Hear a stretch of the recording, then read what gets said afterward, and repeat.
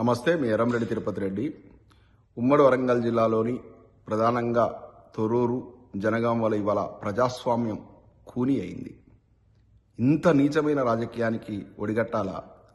కాంగ్రెస్ పెద్దలు ఆలోచించుకోవాల్సి ఉండే.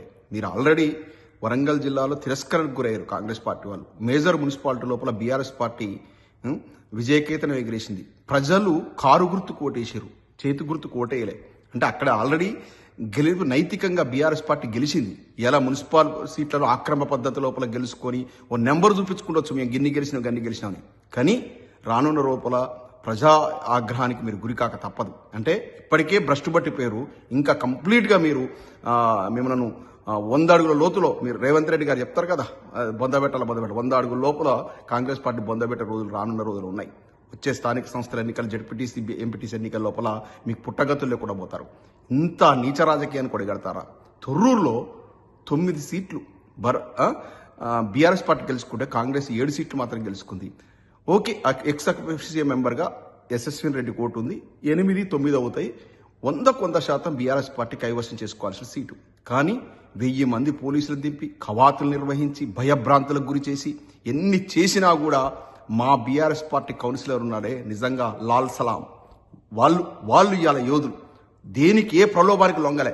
మేము దయ్యన్నే ఉంటాం, వెంటే ఉంటాం, మా ప్రాణం ఉన్నంత వరకు ఈ గులాబీ కండువా కప్పుకొని ఉంటాం, బీఆర్ఎస్ పార్టీలో ఉంటాం అని ఇక్కడ కానీ జనగామలో కానీ పల్లరాజేశ్వర గారి నాయకత్వంలో పనిచేస్తామని చెప్పి ప్రతిజ్ఞ పూని మీ యొక్క నీచ రాజకీయాలకు, మీ లపంగి రాజకీయాలు, కాంగ్రెస్ పార్టీ చేసేటువంటి లపంగి రాజకీయాలకు లొంగకుండా ఉన్నారే, వాళ్ళు ఇవాళ యోధులు, వాళ్ళు వీరులు. ఒక మంచి నిర్ణయం తీసుకున్నారే ప్రజలు. మెజార్టీ బీఆర్ఎస్కే ఇవ్వాలి. కాంగ్రెస్ పార్టీ అనేది దొంగల పార్టీ, ఇది లంగల పార్టీ, ఇది లపంగుల పార్టీ, వీళ్ళన్ని మోసాలు చేసేటువంటి పార్టీ అని మిమ్మల్ని ప్రజాక్షేత్రంలో ఆల్రెడీ ప్రజలు బొందబెట్టిరు. అయినా సిగ్గు రాయకుండా ఇంకా అదే రాజకీయాన్ని కొనసాగిస్తున్నారు. రానున్న రోజు లోపల కాంగ్రెస్ పార్టీ అనేది కంప్లీట్గా తెలంగాణ పొలిటికల్ మ్యాప్ నుంచి డిజపియర్ కావడం ఖాయం.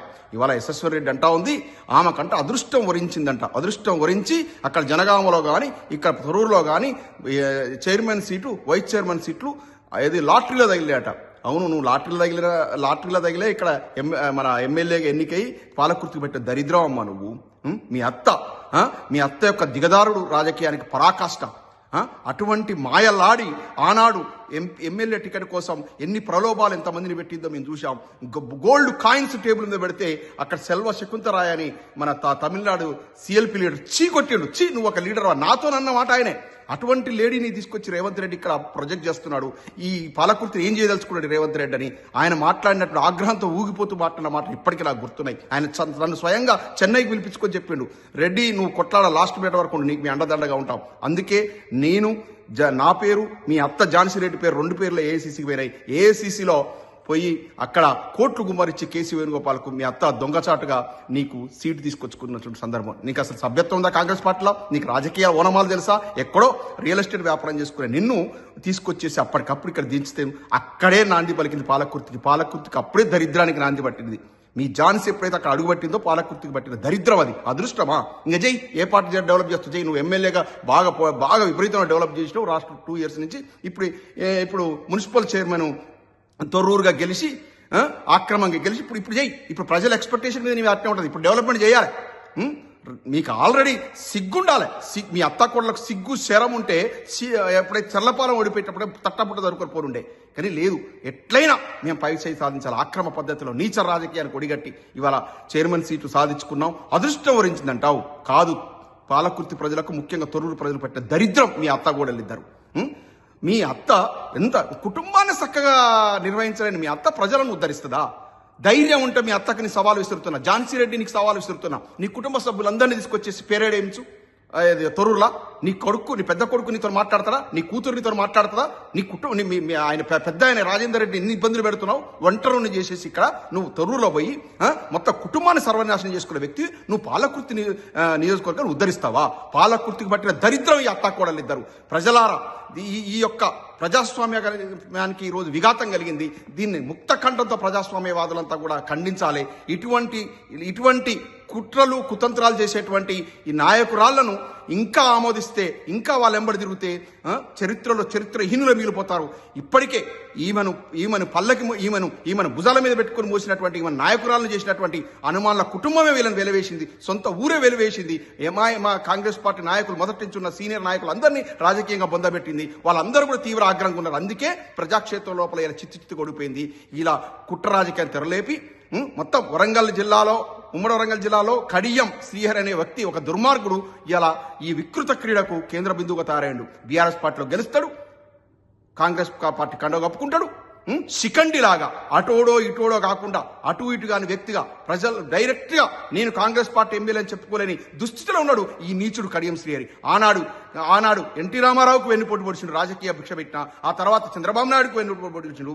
కేసీఆర్ గారు అధమ స్థితిలో ఈ గుంట నక్క ఓడిపోయి ఇంట్లో కుల్లి ఏడుస్తుంటే తీసుకొచ్చి డిప్యూటీ సీఎం చేసి గొప్ప రాజకీయ జీవితాన్ని ఇచ్చినట్టు కేసీఆర్ గారికి కూడా ఇలా వెన్నుపోటు పొడిచిండు. ఆ కుట్రలో భాగంగానే ఇటువంటి నీచుడు కాబట్టి కూతురుని ఇలా పంపించేసి ఒక అక్రమ రాజకీయానికి తెరలేపిండు పాలకృతి లోపల.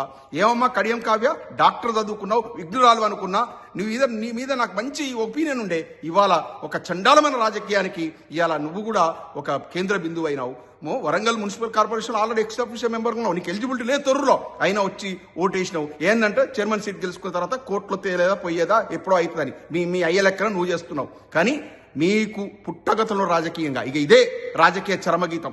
ఈ అత్తాగోడలెంబడి దంట పట్టుకుని తిరుగుతారా? వాళ్ళు ఆల్రెడీ భ్రష్టు పట్టిపోయారు. పాలకుర్తి లోపల ప్రజలు చీత్కరిస్తున్నారు. వాళ్ళ దంట పట్టుకొని ఆ కౌన్సిల్ సమావేశంలో ఇవాళ నువ్వు గుసగుసలు పెడతా ఉంటావా యశస్విని రెడ్డితో?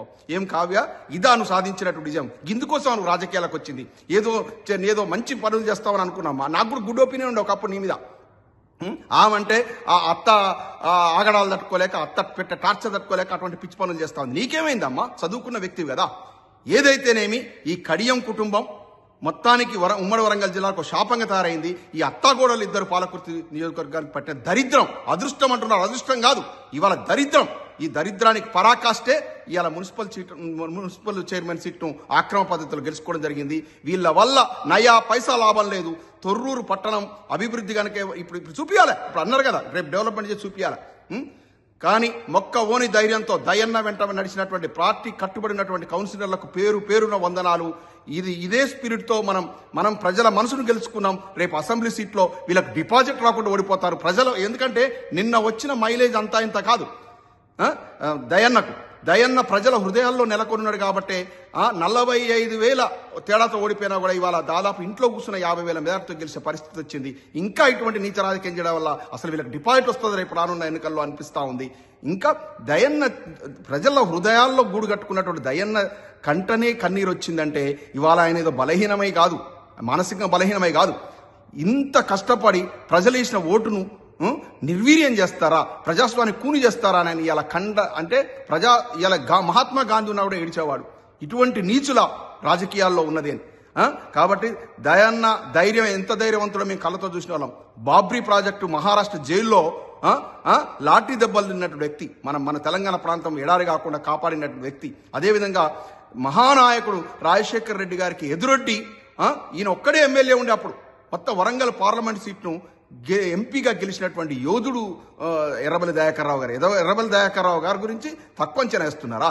ఏందో అంటే కర్మ అట. ఏం కర్మ returns will be return. Already return అయింది. మీకు చర్లపాలెం ఓడినప్పుడే మీరు సర్వనాశనం అయిపోయారు, మీ ఇద్దరు అత్తాగోడలు. మీది ఒక బతికేనా? ఇదొక విజయమా? ఈ విజయాన్ని ఇంకా మీరు సెలబ్రేట్ చేసుకుంటారా? సెలబ్రేట్ చేసుకుంటారు సిగ్గుండాలి. సిగ్గు లేని వ్యక్తులు మీరు. మిమ్మల్ని ప్రజలు చీత్కరించుకుంటున్నారు. ప్రజలు కనుక ఉమ్మిన కొట్టుకుపోయేటువంటి పరిస్థితి దాపురించి మీ ఇద్దరు అత్తగోడలకు. మీది ఒక రాజకీయమా? ఎందుకు?